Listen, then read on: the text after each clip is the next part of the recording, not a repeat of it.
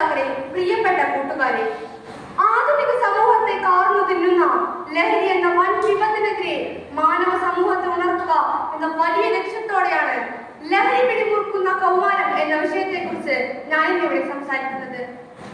ഇന്നത്തെ സമൂഹത്തിൽ വളരെയധികം ചർച്ച ചെയ്യപ്പെടുന്ന ഒരു വിഷയം തന്നെയാണ് ലഹരി.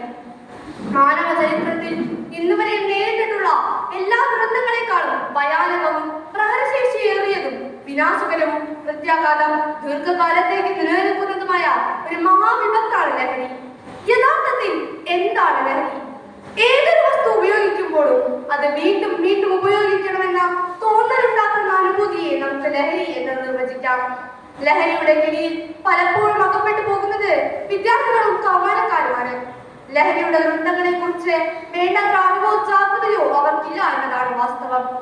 ഓരോ കുട്ടിയുടെ ജീവിതത്തിലേക്കും ഹരമായും ഉന്മാദമായും ചങ്ങാതിയായും കയറി വരുന്ന ലഹരി മരുന്ന് ഏത് വിധേനയായാലും ഒരു പ്രാവശ്യം ഉപയോഗിച്ചാൽ പിന്നെ അതിന്റെ തോഴനും പിന്നീട് സന്തത സഹചാരിയും അധികം വൈകാതെ അടിമയുമാറ്റി മാറ്റുന്ന മാന്ത്രിക ശക്തിയാണ് മയക്കുമരുന്ന്.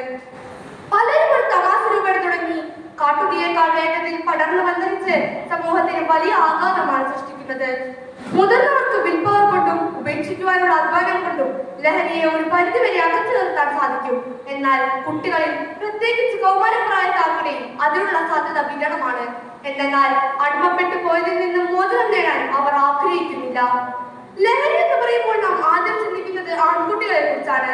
എന്നാൽ ഇക്കാലത്ത് ആൺകുട്ടികളും പെൺകുട്ടികളും ഒരുപോലെ തന്നെ സുരക്ഷിതരല്ല എന്ന് നാം തിരിച്ചറിയേണ്ടതുണ്ട്. ആഘോഷ പരിപാടികളിലോ മറ്റെന്തെങ്കിലും സന്ദർഭങ്ങളിലോ നിങ്ങളുടെ സുഹൃത്തുക്കൾ നിങ്ങളെ ഇത്തരം ലഹരി വസ്തുക്കൾ ഉപയോഗിക്കാൻ നിർബന്ധിച്ചെന്ന് വരാം. ഒരു പ്രാവശ്യം അവരുടെ വലയിലകപ്പെട്ടു പോയാൽ ആ പദമേടിച്ച് പുറത്തു കടക്കുക എളുപ്പമല്ല. ഓരോ ലഹരി പാർട്ടിയും അവസാനിക്കുന്നത് നിങ്ങളുടെ വിലയേറിയതെല്ലാം നഷ്ടപ്പെടുത്തിക്കൊണ്ടും മൂല്യവത്തായ ജീവിതശുദ്ധിയെ ഇല്ലായ്മ ചെയ്തുകൊണ്ടുമാണ്.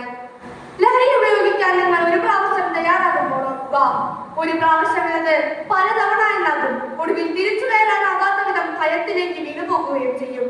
നിങ്ങളൊരു മയക്കുമരുന്നടിമയായാൽ ലഹരി വാങ്ങാനുള്ള പണത്തിനായി നിങ്ങൾ കള്ളനോ കൊലപാതകയോ ഒക്കെയായി മാറിയേക്കാം. അതുകൊണ്ട് ഒരു പ്രാവശ്യം എന്ന സന്ദർഭം നിങ്ങൾക്കുണ്ടാകരുത്. ഏറ്റവും അധികം ലഹരി പിടിമുറുക്കുന്നത് കൗമാരപ്രായക്കാർക്കിടെയാണെന്ന് പറയുമ്പോഴും കാലിനടിയിലെ ചുവപ്പ് മാറാത്ത ബാല്യങ്ങളുടെ ചുണ്ടിനടിയിൽ പോലും ലഹരിയുടെ കറുത്ത കഷ്ണങ്ങൾ കാണുമ്പോൾ നമ്മുടെ ചങ്കിടിപ്പ് കൂടുകയാണ്. ഇവിടെയാണ് കവി അയ്യപ്പന്റെ ഈരടികൾ ഞാൻ ഓർത്തു പോകുന്നത്. കരള പങ്കിടാൻ വയ്യന്റെ പ്രണയമേ പകുതിയും കൊണ്ടുപോയി ലഹരിയുടെ പക്ഷികൾ. കരൾ കാർന്നു തിന്നുന്ന ലഹരി ഉണ്ടാക്കുന്ന നഷ്ടബോധം.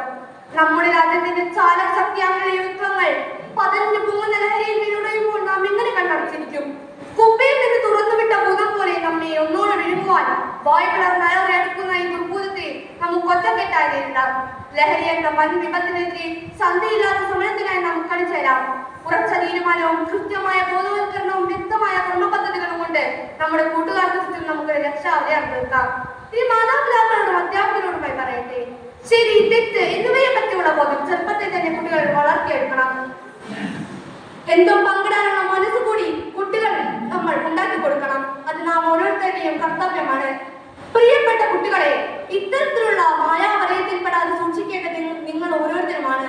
ഇത്തരത്തിലുള്ള കൊതിപ്പിക്കുന്ന വാഗ്ദാനങ്ങളുമായി നിങ്ങളെ സമീപിക്കുമ്പോൾ നിങ്ങളെ സ്നേഹിക്കുന്ന, നിങ്ങളെ കരുതുന്ന മാതാപിതാക്കളുണ്ട്, സഹോദരങ്ങളുണ്ട്, അധ്യാപകരുണ്ട്, കൂട്ടുകാരുണ്ട് എന്നത് മനസ്സിലുറപ്പിച്ച് ഇത്തരത്തിലുള്ള ലഹരി എനിക്ക് വേണ്ട എന്ന് പറയാനുള്ള ആർജവവും ആത്മവിശ്വാസവും ചെറുപ്രായത്തിൽ തന്നെ നിങ്ങൾ ഓരോരുത്തരും വളർത്തിയെടുക്കണം.